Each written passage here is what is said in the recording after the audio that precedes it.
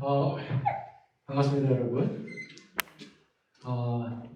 요즘에 가장 핫한 금융자산 상품이 뭐가 있을까요? 예전에 뭐 금, 이런 것들이 많이 있었는데 요즘 아시네요.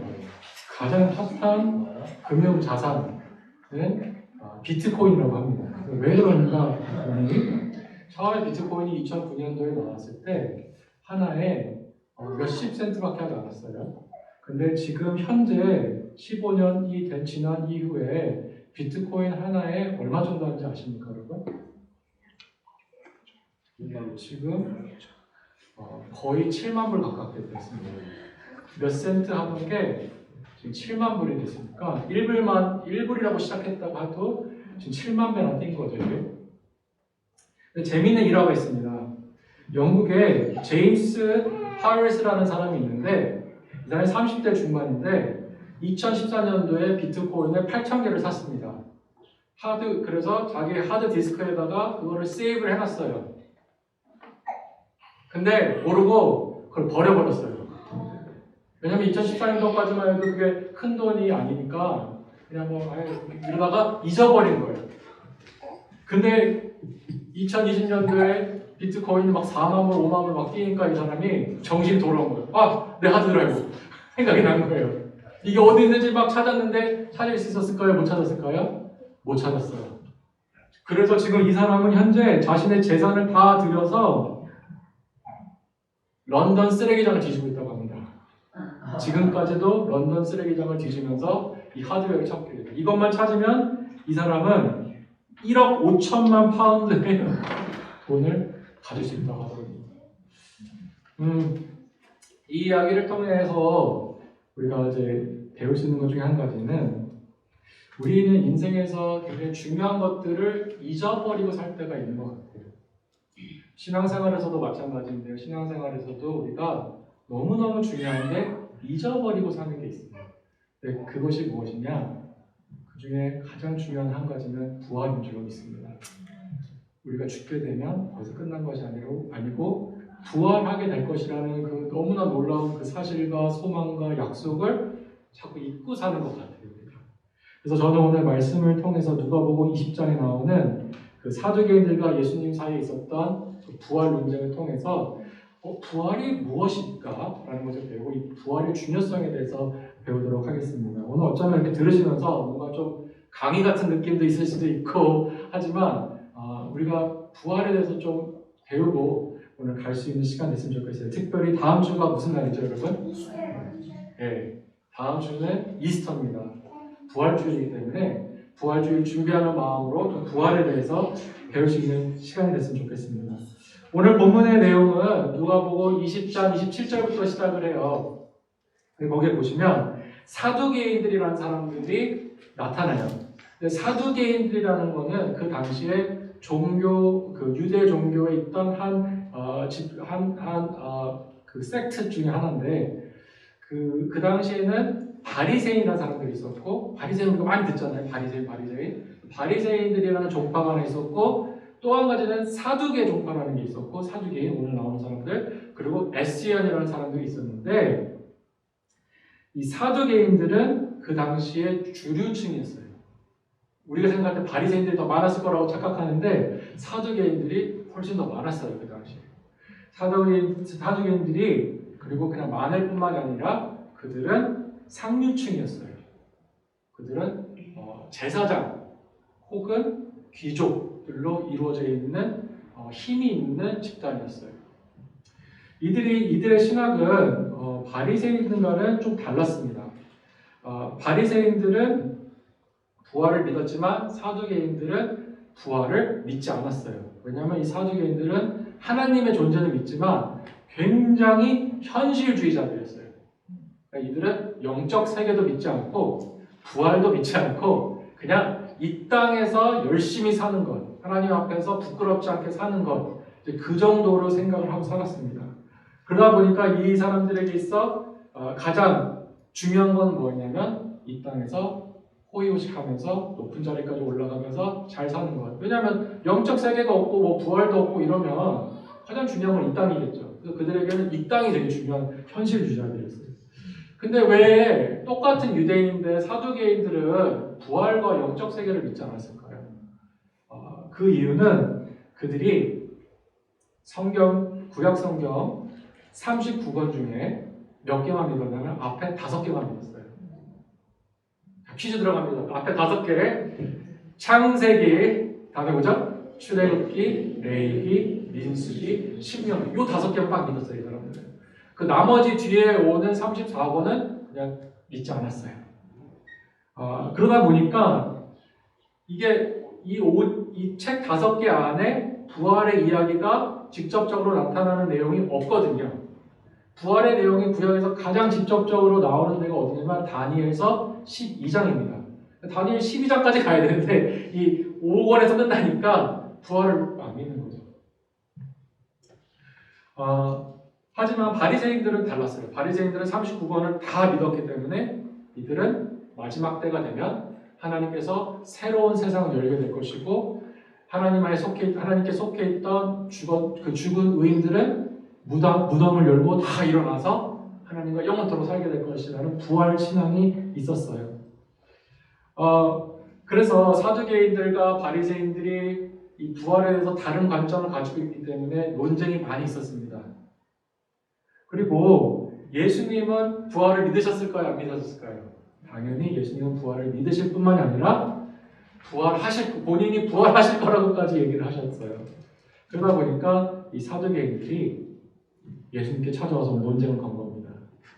정말 부활이 있다고 생각하세요? 라고 하면서 물어보는 거예요. 이들의 논쟁은 이런 내용이 있습니다. 신명기 25장에 보시면 이런 말씀이 있어요. 한 남자가 결혼을 했는데 자녀를 낳고 죽지 못할 시에는 어떻게 하라고 그러죠? 아들을 자녀를 낳지 못하고 죽으면 그의 아내는 이 사람의 형제에게, 둘째 형제에게 시집을 다시 보내도록 되어 있어요. 그리고 이 사람도 죽으면 그 다음 사람에게. 왜냐하면 그렇게 했던 이유는 이 당시에는 그 사회복지라는 게 없잖아요. 지금이야 사회복지 시스템이 발전되어 있지만 그 당시에 과부가 되면 인생이 거의 끝난 거예요. 왜냐하면 일할 수가 없으니까 여성들은.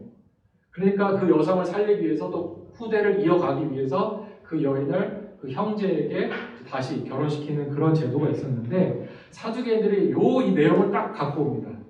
예수님께 그래서 뭐라고 합니까? 자, 예수님 생각해 보세요.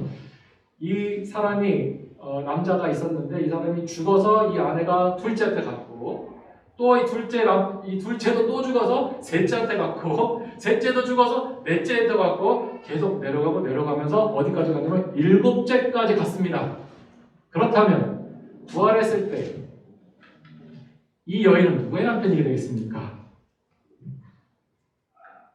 좀 그럴싸한 질문인 것 같은데 또 억지 같아요. 제가 보면서 이런 일이 어디서 어떻게 일어나? 말도 안 돼. 그렇지만 논쟁이 될 만한 거죠. 정말 부활이 있다면 이거 어떻게 해결하겠습니까? 하나님은 뭐라고 하시겠습니까? 말씀에 그런 내용 없는 것 같은데 이런 식으로 하면서 공격을 한 거죠. 사두개인들은 아마 이런 내용을 가지고 예수님께만 질문했던 게 아니라 아마도 바리새인들하고도 이런 논쟁을 했던 것 같아요. 이런 걸 똑같은 내용을 가지고. 근데 바리새인들은 답을 못했겠죠. 그러니까 예수님도 당연히 답을 못하겠지 하고 굉장히 코를 탁 높이고 어깨를 펴고 굉장히 자만하게 서 있었을 것입니다. 근데 이 사람들이 입고 있는 게 있었어요. 뭘 입고 있죠? 지금 그들이 상대하고 있는 사람이 나는 부활이요, 그죠? 생명이라 하신 분이에요. 부활이신 그분 앞에서 지금 이 사람들이 부활이 있다고 믿으세요? 지금 막 이러고 있는 거예요. 사람이 교만하면 이렇게 앞이 가려지는 것 같아요. 그래서 우리가 오늘 말씀을 보면서 한 가지 깨달아야 될 것은 우리도 이런 사두개인들과 같은 생각을 가지고 그런 자세를 가지고 말씀을 볼 때가 있다는 거죠. 이건 아닌 것 같아. 이거는 진짜가 아닌 것 같아. 이거는 그냥 심한 것 같아. 근데 사랑하는 성도 여러분, 우리가 말씀을 볼 때 깨달아야 될 것은 우리가 성경을 보면서 판단하는 것이 아니라 하나님의 말씀이 우리를 판단하고 있다는 것을 깨달으실 주님을 축복합니다. 이해가 되세요? 여러분 무슨 말인지? 우리가 성경을 판단할 수 있는 권위가 없어요. 하지만 거꾸로 우리가 말씀 앞에 설 때마다 말씀은 우리를 계속 그죠? 평가하고 판단하고 있다는 그 마음을 우리가 가져야 될 줄로 믿습니다. 자, 그러면 이제 부활에 대해서 조금 배워봤으면 좋겠는데요. 이 사두개인들이 막 논쟁을 걸어왔을 때 예수님께서 이 사람들에게 답을 차근차근 설명해 주십니다. 예수님 참 좋은 분이신데 예수님 뭐라고 그러시냐면 34절부터 36절을 제가 보도록 하겠습니다. 예수께서 이르시되 이 세상의 자녀들은 장가도 가고 시집도 가되 저 세상과 및 죽은 자 가운데서 부활을 얻기에 합당히 여김을 받은 자들은 장가가고 시집가는 일이 없으며 그들은 다시 죽을 수도 없나니 이는 천사와 동등이요 부활의 자녀로서 하나님의 자녀입니다. 아멘. 예수님께서 그 사두개인들이 뭐 부활 이후에 이 여자가 누구의 여인이 되겠습니까? 누구의 부인이 되겠습니까? 말씀하시니까 예수님이 부활 이후에는 천국에서는 혼인관계가 없다. 예수님께서 말씀하십니다. 그래서 저희가 한 가지 여기서 배울 수 있는 것은 천국에 가면 결혼이 없다 하는 것을 우리가 배우게 돼요. 천국은 우리가 사는 세상과는 완전히 다른 곳이라는 거예요. 이미 혼인관계를 맺었던 사람도 천국에 가면 그 관계가 dissolve, 없어지는 거예요. 천국에 가면 남편하고 부인이 없어요. 그러니까 이걸 들으시면서 어떤 분들은 속으로 오 자유 자유하면서 지금 내가 드디어 30세끼 안 해도 되는구나. 어떤 분들은 내가 드디어 잔소리 안 들어도 되는구나 하시는 분들도 계시겠지만 어떤 분들은 내가 사랑하는 내 아내와 아니면 내 남편과 다시는 부부일 수 없다니 너무 슬프다. 나는 당신 없이 살 수 없는데. 다들 그러신 분이 있습니다. 그런데 천국에는 왜 결혼이 없을까요? 천국에는 왜 결혼이 없을까? 몇 가지 이유를 저희가 들 수 있지만 첫 번째로 제가 말씀드릴 수 있는 건 성경 전체를 보면서 말씀드릴 수 있는 것은 천국에 가면 예수 그리스도가 모든 성도들의 신랑이 되어 있는 겁니다. 이게 은유적으로도 설명을 하시는 건데 다시 말해서 예수 그리스도와 우리가 완벽한 연합 공동체, 연합 관계가 되기 때문에 더 이상 다른 부부 관계가 필요가 없게 되어지는 것이죠. 완벽한 관계를 예수님과 이루기 때문에. 그리고 또 한 가지는 천국에 가면 아이를 낳을 필요가 없어요. 우리가 결혼하는 가장 큰 목적 중에 하나는 계속 아이를 낳고 이 인류를 이어가는 것인데 이제 그게 필요가 없는 거죠. 천국에서는. 그렇다면 또 질문이 하나 있어요. 천국에서 남편도 아니고 부인도 아닌데 이렇게 만나게 되면 어떤 느낌일까? 그런 생각 안 해보세요? 죽어서 남편 만나고 부인 만나는데 드라마에서 나오는 것처럼 너무 사랑하지만 가까이 할 수 없는 당신처럼 모두 지나게 될 것인지 그 똑같은 옛날의 그 감정이 있을까? 이런 고민들이 있을 수가 있는데요. 여기서 우리가 한 가지 이제 배워야 되는 중요한 신학적 원리가 있는데 그런 원리가 있어요. 성경이 가면 가고 성경이 서면 선다. 이 말은 무슨 말이냐면 성경이 계속 설명하는 부분이 있으면 그걸 배우려고 해야겠지만 성경이 비밀로 말하지 않는 부분들이 있을 때는 어떻게 해야 돼요? 서야 되는 거예요. 왜냐하면 거기서 내가 궁금하다고 계속 이해하려고 내 상상을 동원하고 내 생각을 막 동원하면 거기서 뭐가 나와요? 거기서 이단이 나오는 거예요. 그러니까 성경에서 말하지 않을 때는 이유가 있어요. 거기서 이제 그만하면 돼요. 제 설교도 그만했으면 좋겠죠? 하지만 계속 가야 합니다. 네. 지금 시간이 많이 없어요. 그래서 제가 빨리빨리 지금 가려고 하고 있어요. 하지만 이제 보면서 성경 전체를 보면서 제가 이렇게 말씀드릴 수 있는 것은 우리가 이렇게 엑스 허즈밴드, 엑스 와이프 이렇게 다 만나게 될 텐데 그곳에 가면 죄가 없기 때문에 그 좀 상상하기 힘들지만 죄가 없기 때문에 이전에 좋아했던 것보다 더 좋아하게 돼요. 근데 내 남편이나 내 부인만 그렇게 하는 것이 아니라 모든 사람들과 함께 세상에서 경험했던 그 어떤 깊은 관계보다도 아주 깊은 관계를 나누면서 행복하게 살 것이래요. 그러니까 가서 질투심도 없고 후회도 없고 그냥 하나님과 임재 안에서 다 같이 행복하게 살게 되는 그런 세상이 오게 되어진다는 거죠. 그래서 오늘 본문 말씀을 보면서도 우리가 한 가지 이제 배우는 중요한 진리가 있는데, 이 세상과 지금 우리가 살고 있는 이 세상과 저 세상이 너무나 다르다는 거, 그리고 이 세상과 저 세상이 존재한다는 거, 우리가 그걸 좀 생각해 봐야 돼요. 34절에 보시면 이렇게 되죠. 예수께서 이르시되 이 세상의 자녀들은, 이 세상에 말씀하시고, 여기는 실도가고 장가도 가되, 35절을 보면 저 세상에는 그런 게 없다라고 말씀하십니다. 이 세상, this age, 그리고 that age, this world, that world를 얘기를 하시는 건데, 이것은 공간적 개념도 있겠지만 시간적 개념도 있어요. 지금 우리가 살고 있는 이 시대, 근데 장차 다가오고 있는 새로운 시대가 있다는 거, 우리가 이 말씀을 통해서 기억해야 합니다. 성경은 우리 주님 다시 오시는 주님 다시 오시는 거를 뭐라 그러죠? 재림이라고 그러죠? 주님 재림하시는 그날 새 하늘과 새 땅이 올 것이고, 그때가 오면 죽었던 자들이 일어나서 부활해서 그 새 세상으로 들어가게 된다. 이거 가르쳐주고 계세요. 그 하나님께서 여실 그 새 세상에 들어갈 수 있는 사람들은 아무나 들어가는 것이 아니라 새로운 몸, 부활의 몸을 입은 사람들만 그곳에 들어가게 될 것이에요. 여기서 중요한 한 가지 우리가 배울 수 있는 것은, 우리가 착각할 수 있어요. 그곳은 영혼들이 들어가는 곳이라고 생각해요. 영혼. 스피릿만 거기서 사는, 스피릿이 둥둥 떠다니는 그런 곳이라고 우리가 오해할 수 있는데 아니라는 거죠. 육체를 입은 영혼들이 그 안에 들어간다는 거예요. 그러니까 우리가 그런 생각을 할 때가 있어요. 때로는 육체는 나쁘고 육신은 나쁘고 영은 좋다. 근데 이거는 영지주의라는 거예요. 이건 기독교가 아니에요. 성경은 육도 귀하고 영도 귀하다. 하나님께서 다 만드시는 것이다. 이게 기독교가 믿는 거예요. 그렇기 때문에 우리는 그 새로운 세상에 들어갈 때 영혼만 들어가는 게 아니고 우리 육체도 들어가야 되기 때문에, 우리가 이걸 하나로 만드셨잖아요.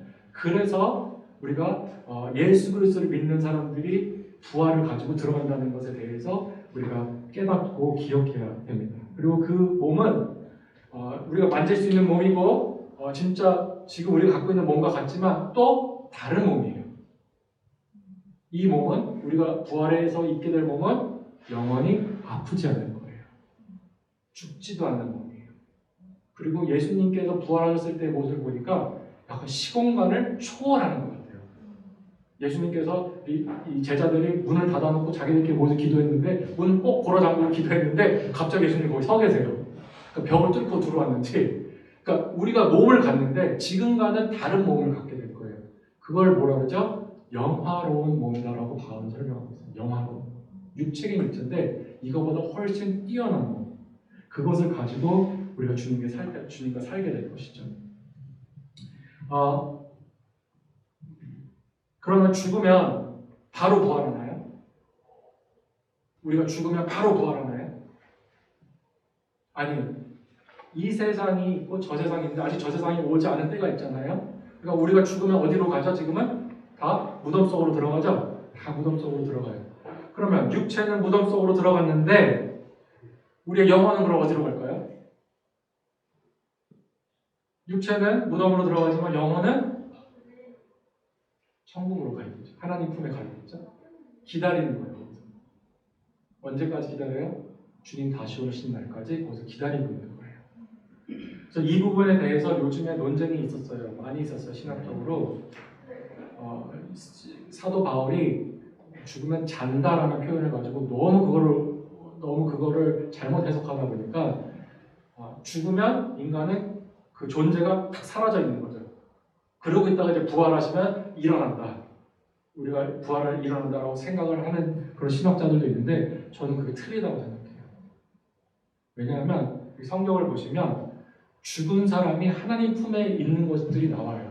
예를 들면 거지 나사로의 이 비유를 보시면 아브라함 품에서 있잖아요. 하나님 그 임재 가운데서 아브라함이 있잖아요. 그 나사로가 있잖아요. 그리고 부자는 어디가 있죠? 지옥에 떨어져가 있잖아요. 아직 부활한 상태가 아니에요, 그 사람들은. 근데 영원히 천국과 지옥으로 가 있는 게 볼 수가 있죠. 그리고 예수님께서 십자가에 못 박혀서 죽으실 때 강도, 그 우편에 있던 강도에게 뭐라고 말씀하시죠? 오늘 내가 나와 막원이 있으리라.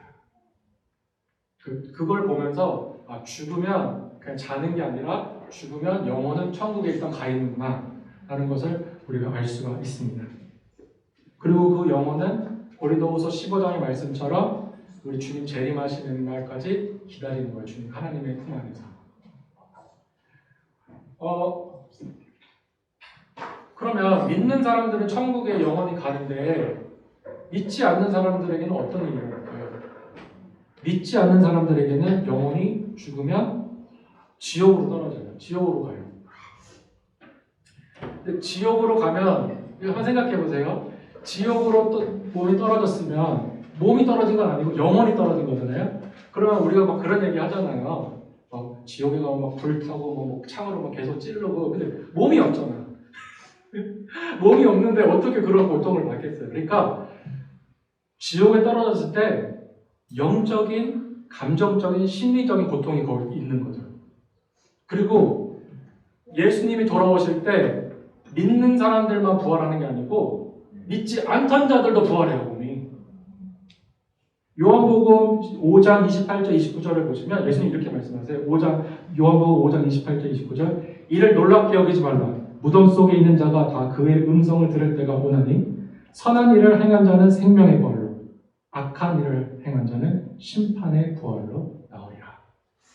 그러니까 선한 자들만 부활하는 게 아니고 악한 자들도 부활을 하는데 선한 자들은 새로운 몸을 입고 새 세상으로 들어가지만 이 사람들은 심판의 불로 떨어지는 거예요. 그러니까 고통이 더해지는 거죠.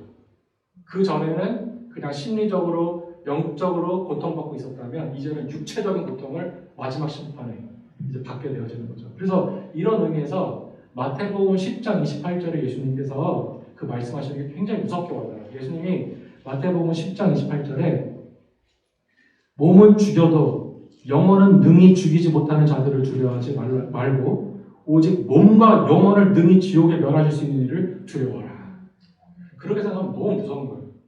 그냥 우리가 살면서 뭐 심리적으로 영적으로 여기서 고통받고 하지만 지옥에 떨어지면 몸까지 다 고통을 받게 되는 날이 오게 될 것이라는 것이죠. 시간이 별로 없기 때문에 말을 굉장히 좀 빨리 하고 있어요. 네, 잘 따라와 주셔서 감사합니다. 주님이 이렇게 하시는 말씀이 심각하다는 것을 우리가 좀 생각을 해봐야 돼요. 이게 그냥 뭐 남의 집 얘기가 아니고 지금 내 얘기가 될 수 있어요.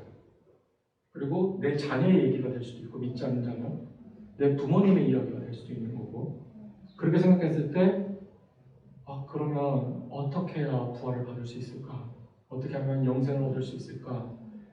생각해야 되는데 35절 36절에 세상과 및 죽은 자 가운데서 부활함을 얻기 위해 합당히 여김을 받은 자들은 이런 말이 나와요. 그러니까 부활에 합당한 자들이 있다는 거예요. 그리고 36절에 그들은 다시 죽을 수도 없나니 이는 천사와 동등이요 부활의 자녀로서 하나님의 자녀입니다. 부활에 합당한 사람들이 있고 그 합당한 사람들은 하나님의 자녀가 된 사람들이고 부활의 자녀가 된 사람들이다 라고 예수님께서 말씀하세요. 이 부활에 합당한 사람들, 영생을 받게 되는 이 사람들은 아주 간단해요. 예수님께서 아주 간단하게 요한복음 11장 25절부터 설명하시는데 예수님께서 마르다에게 이렇게 말씀하시대요. 예수께서 이르시되 나는 부활이요 생명이니 나를 믿는 자는 죽어서도 살겠고 무릇 살아서 나를 믿는 자는 영원히 죽지 아니하리니 이것을 네가 믿느냐? 주님께서 물어보세요. 그러면 부활의 생명을 누가 받는 거죠? 예수 그리스도를 믿는 사람들이 그 생명을, 그 부활을 약속받게 되어지는 것이에요. 사랑하는 성도 여러분, 2000년 전에 우리 주님께서 이 땅에 오셨을 때 그분은 종교적 그런 종교 선생님으로 오신 분이 아니었어요. 그는 하나님의 아들이셨고 인류의 죄를 위해서 십자가에서 대신 죽어주신 우리의 구세주십니다. 그분은 인간의 죄를 대속하시기 위해서 십자가에 달려 죽으시고 3일 만에 부활하셨어요. 우리가 다음 주에 셀러브레이트 하는 게 그거예요. 우리 주님 다시 살아나신 거. 주님 다시 살아나신 것은 신화가 아니에요.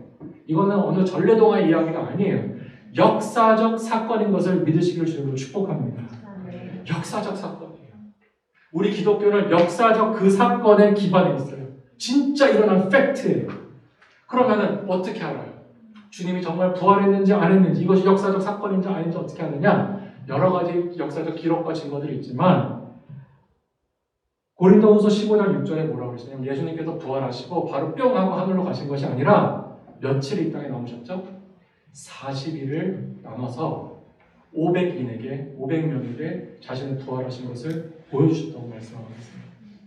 그리고 그 주님의 부활을 봤던 제자들과 그 500인이 부활하신 그 주님을 보고 인생이 완전히 변화됐어요. 여러분도 죽었다가 살아난 사람, 예수님과 같은 사람 본다면 여러분 인생이 변화되지 않겠어요? 정말 변화되었어요. 그래서 그 부활의 소식을 전하기 위해서 전 세계를 돌아다니면서 그 복음을 전했고 기쁜 소식을 전했고 뿐만이 아니라 자신의 목숨까지도 내어줬어요. 그걸 위해서. 사람은 만들어낸 이야기를 위해서 허구를 위해서 목숨 바치잖아요. 사람은 진리를 위해서 목숨 바쳐요. 이 사람들은 허구를 자기가 만들어낸 얘기라면 절대로 그렇게 못했을 거예요. 근데 그들은 보았기 때문에. 그래서 성경은 제자들을 증인이라고 그래요. 증인. 뭐에 대한 증인? 부활에 대한 증인. 그 증인들이 복음을 전했던 이 내용은 바로 이거예요. 간단하게 얘기하면 예수 그리스도께서 인간의 죄를 위해 죽으시고 부활하셨으므로 누구든지 그를 믿기만 하면 하나님께서 죄를 용서하시고 부활에 합당한 자녀가 되게 해주신다. 이 기쁜 소식을 전한 거예요. 더 이상 뭐 율법이 아니라 착하게 살아서가 아니라 도덕적으로 완벽한 인생을 살아서가 아니라 그 부활하신 주님을 믿음으로 구원을 얻게 될 것이고 그 믿음으로 말미암아서 부활할 수 있다는 소식. 하나님 성도 여러분, 저는 오늘 우리가 이 말씀을 배우면서 여러분의 마음 가운데 영적인 소망이 다시 한번 일어날 수 있기를 주님으로 축복합니다. 여러분은 지금 죽어도 천국에 가고 부활하게 될 거예요. 기쁘지 않으세요? 세상 사람들은 제가 이제 아는 친구분들 중에 채플린, 병원 채플린도 있고 그런 분들이 있는데 죽어가는 사람을 많이 보잖아요. 예수 안 믿고 죽어가는 사람들의 표정을 보면 굉장히 막 이렇게 슬픈 혹은 두려운 이런 모습들이 있대요. 왜 그럴까요? 그들의 생각 가운데는 이제 다 끝났구나. 이제 아무것도 없구나. 나는 이제 아무것도 아닌 나띵으로 가는구나. 라고 생각하니까 두려웠고 무섭고 가보지 못한 그 세상 속으로 간다는 생각이 무서운 거예요. 그러나 우리는 어떻게 할까요? 죽을 때 죄로 인해 무겁고 힘들었던 나의 인생을 드디어 다 벗어던지는구나. 이제 부활의 몸과 자유의 영혼을 입고 나는 하나님의 나라로 들어가는구나. 이제 드디어 내가 기다리던 그 영광스러운 삶이 시작되는구나. 할렐루야, 주님 제가 옵니다. 저를 받아 주옵소서. 그런 약속을 우리가 받지 않았습니까? 저는 그런 생각만 제가 막 전율이 돋는 것 같아요. 죽음을 이기게 하십니다. 우리 주님. 주님께서 오늘 말씀을 이제 그 하시던 내용을 이제 마치시면서 이 사람들이 사두개인들이 모세오경을 가지고 막 공격을 하니까 예수님도 모세오경을 가지고 나오세요. 출애굽기 3장의 말씀을 가지고 오시면서 뭐라고 말씀하시냐면 나는 아브라함의 하나님이요 이삭의 하나님이요 야곱의 하나님이라 하나님께서 자기 자신을 소개하지 않으셨느냐 말씀하세요. 그러시면서 38절에 하나님은 죽은 자 하나님이 아니요 살아있는 자의 하나님이시라 라고 말씀하세요. 이 말은 아브라함도 이삭도 야곱도 죽었지만 그들은 죽지 않고 부활의 때를 하나님 앞에서 기다리고 있다. 그렇기 때문에 하나님께서 자기 자신을 소개할 때 산자들의 이름으로 소개를 하시는 것이다 라고 말씀하실 때 그 옆에 있던 서기관들이 옳습니다. 말 잘하셨습니다. Well said. 그래요. 잘 말씀하셨습니다. 그리고 사두개인들은 떠나가요. 오늘 이 부활의 말씀이 우리에게 임할 때 우리 안에 있던 의심의 그 시끄러운 소리들, 절망의 시끄러운 소리들이 다 입을 다물 수 있게 되기를 주님으로 축복합니다. 아멘. 그리고 우리 함께 고백할 수 있기를 원해요. 주님의 말씀이 진리입니다. 저희로 하여금 하나님의 자녀로 부활의 자녀로 이 세상을 살다가 천국에 가게 하시고 주님 재림하실 때 우리 모두 함께 부활의 영광에 참여하게 하여 주시옵소서. 나뿐만이 아니라 나의 자식도 나의 부모님도 우리 교회 식구 모두 다 부활에 참여하게 하여 주옵소서. 아멘. 이렇게 기도하시겠습니다. 하나님, 오늘 주신 말씀대로 우리 소망 갖고 살아가게 하여 주시옵소서. 죽음을 이기시는 부활의 예수님께서 우리의 주님이 되시기에 우리도 죽어도 우리 죽지 아니하고 살게 될 것을 주님 믿습니다. 그런 부활의 약속이 있는데 하나님, 우리가 절망할 것이 무엇이 있으며 죽어도 죽지 않는 우리가 왜 갈등하면서 이 세상에서 힘들게 살아가겠습니까? 용기를 갖게 해주시고 소망을 갖게 하시고 부활의 자녀들처럼 이 땅을 살다가 주님 만나게 하여 주시옵소서. 예수 그리스도 이름으로 간절히 기도드렸습니다. 아멘.